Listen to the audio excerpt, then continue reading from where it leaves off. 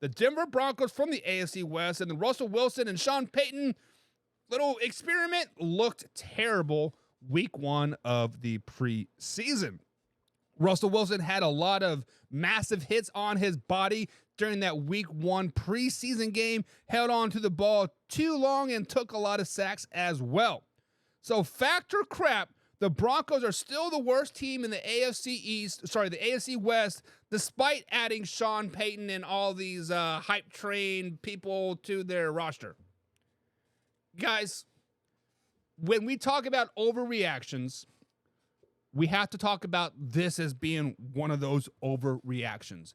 Yes, I do buy a lot of stock into the NFL preseason. I like to see what Sean Payton's offense is going to look like. I like to see what Bill O'Brien offenses look like. I want to see how Russ is performing. I want to see how Justin Ross is performing, right?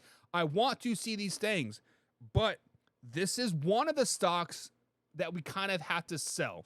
Like we have to sell, hey, this is still a preseason game. This is still week 1 of the preseason game of a totally brand new offense that Russell Wilson is running. But factor crap, they are the worst team in the West. This is a fact.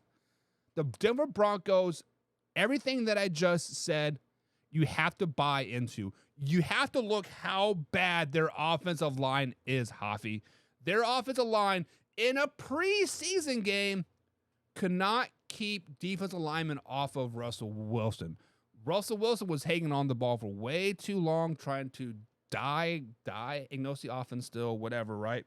But the fact of the matter is that the Denver Broncos are just not there.